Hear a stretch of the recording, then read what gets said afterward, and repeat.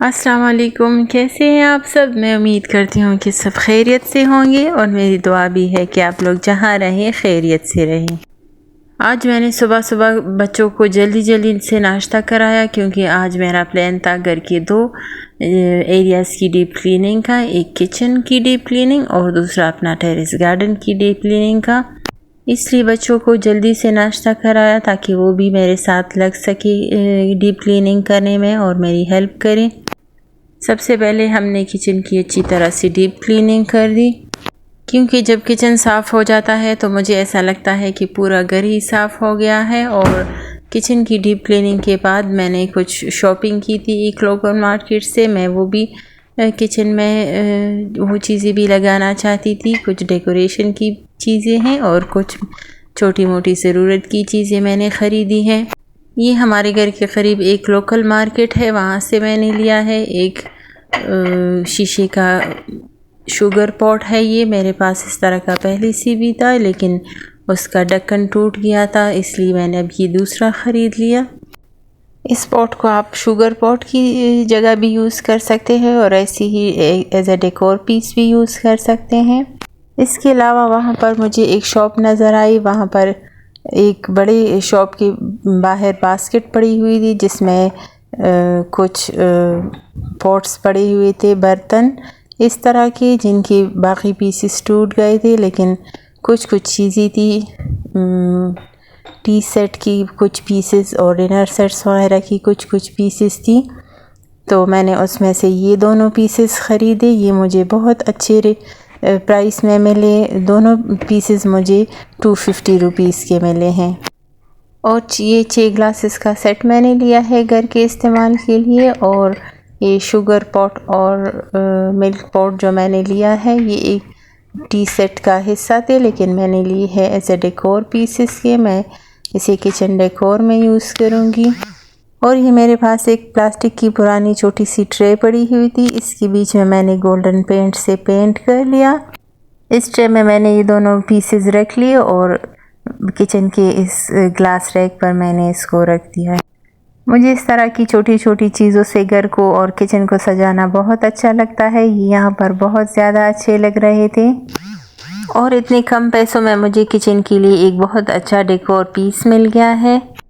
और अगर मुझे इसकी शुगर पॉट की ज़रूरत पड़ी तो मैं इसे एज ए शुगर पॉट भी यूज़ कर सकती हूँ एज ए डेकोर पीस। तो ये मुझे बहुत ही अच्छा लग रहा है। मुझे इस तरह की लोकल मार्केट से शॉपिंग करना इसीलिए भी बहुत अच्छा लगता है कि क्योंकि आपको कम प्राइस में बहुत अच्छी चीज़ें मिल जाती हैं। ये भी मेरे पास एक किचन का डेकोर पीस पड़ा हुआ था। मैंने ये भी एक लोकल मार्केट से ही ख़रीदा है। इसका एक कप में मुझसे आज सफाई करती हुई टूट गया था, लेकिन वो मेरी बेटी ने ग्लू से चिपका लिया है और वो सूखने पर भी मैं इसमें लगा दूंगी। ये भी बहुत अच्छा है और इसको भी मैंने निकाल कर यहाँ पर रख लिया है किचन में। किचन की सफाई के साथ साथ इसको डेकोरेट करना भी बहुत ज़रूरी होता है क्योंकि हम अपने दिन का बहुत ज़्यादा हिस्सा किचन में ही गुजारते हैं। तो इसको डेकोरेट करना और सजाना और साफ़ रखना बहुत ज़रूरी होता है ताकि हमारा यहाँ पर अच्छा वक्त गुजर सके। और किचन के सिंक के साथ मेरा जो ये कप्स का स्टैंड रखा हुआ था, इसको मैंने यहाँ पर विंडो के साथ लटका लिया है। और अच्छा है कि मेरी स्पाइस कैबिनेट का डोर भी इसके साथ आसानी के साथ खुल रहा। और इस रैक की जगह यहाँ पर मैंने एक बड़ी बास्केट रख दी ताकि मैं इसमें धुले हुए बर्तन रख सकूं। और बास्केट के नीचे पर मैंने एक ट्रे भी रख दी ताकि इससे जो पानी ड्रेन हो वो इस ट्रे में जमा हो सके और सिंक का इर्द गिर्द का एरिया ज़्यादा गीला ना हो। और यहाँ से कप्स का रैक हटाने के बाद मुझे एक एक्स्ट्रा स्पेस भी मिल गई है बर्तन रखने के लिए। और विंडो के साथ जो जगह बिल्कुल यूज़ ही नहीं हो रही थी वो भी मैंने यूज़ कर ली। और ये काफ़ी बड़ी साइज़ की बास्केट है, इसमें काफ़ी ज़्यादा धुले हुए बर्तन मैं रख सकूँगी।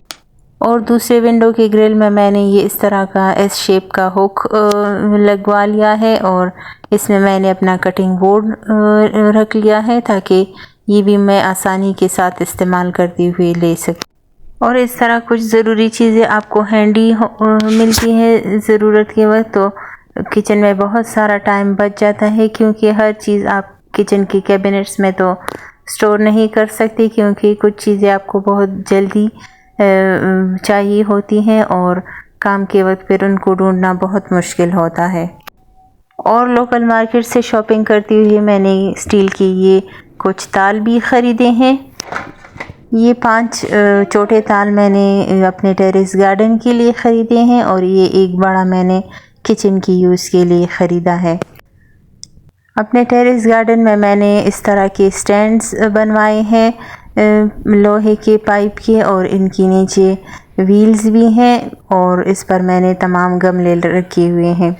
लेकिन जब मैं गमलों को पानी देती हूँ तो उसमें से बहुत सारा पानी ड्रेन होकर नीचे गिर जाता है और उसके साथ मिट्टी भी होती है, तो ये सारे स्टैंड्स भी मिट्टी के गंदे हो जाते हैं और नीचे मार्बल भी बहुत ज़्यादा गंदा हो जाता है, जिसको मुझे साफ़ करना फिर बहुत मुश्किल होता है।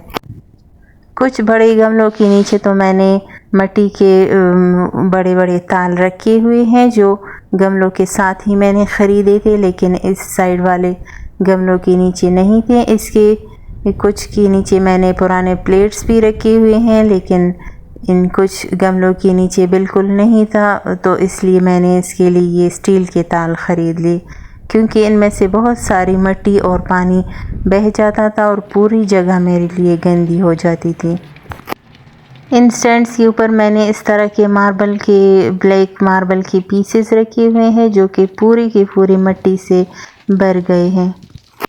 आज मैंने एक गमले नीचे कर लिए, वैसे भी मैं टेरेस गार्डन की सफाई कर रही थी और मैं इनको भी अच्छी तरह से साफ़ कर लूँगी और गमलों के नीचे स्टील के ताल रख दूँगी ताकि ये जगह मेरे लिए ज़्यादा गंदी ना हो। इन गमलों के स्टैंड्स के नीचे मैंने व्हील्स भी लगवाई हुई हैं ताकि सफाई करते वक्त मैं इसको आसानी के साथ एक जगह से दूसरी जगह कर सकूं। और इसके नीचे किस कदर मिट्टी जमा हो गई है और इन गमलों से बहने वाली मिट्टी की वजह से मुझे इस जगह को रेगुलर साफ़ करना पड़ता है, क्योंकि इसके नीचे वाइट मार्बल लगा हुआ है और उसको फिर बहुत ज़्यादा दाग लग जाते हैं। सफाई करने के बाद मैंने इन ताल को इस तरह से अरेंज कर लिया है और इसमें अब मैं गमले रखूँगी। बड़े साइज़ के जो प्लांट्स वाले गमले हैं उनको मैं पीछे की तरफ रख रही हूँ और जो प्लांट्स छोटे छोटे हैं उनको मैं आगे की तरफ रख रही हूँ।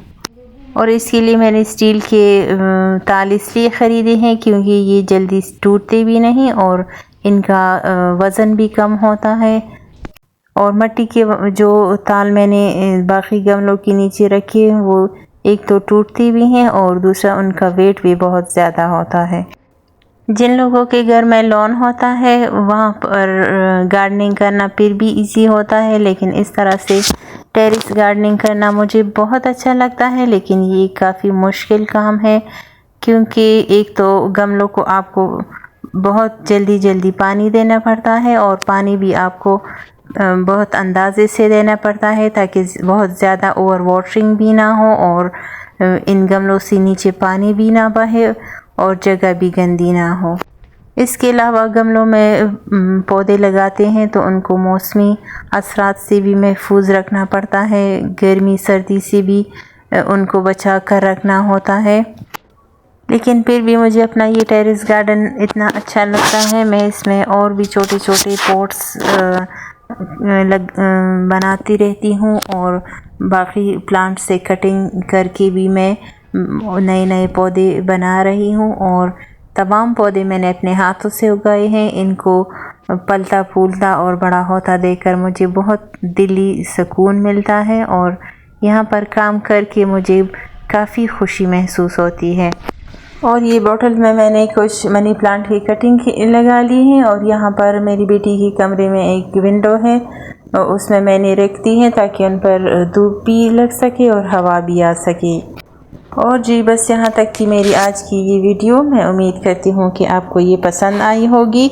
अगर पसंद आई है तो प्लीज़ लाइक और शेयर करें, और अगर आप मेरे चैनल पर नए हैं तो प्लीज़ चैनल को सब्सक्राइब कर दें, और अगर आप मेरे चैनल को सपोर्ट करना चाहते हैं तो प्लीज़ वीडियो को फुल वॉच किया करें, ताकि मैं इसी तरह की नई नई वीडियोस और नई नई रेसिपीज़ आपके साथ शेयर कर सकूं। मिलती हूँ एक नई वीडियो में, तब तक के लिए अल्लाह हाफ़िज़।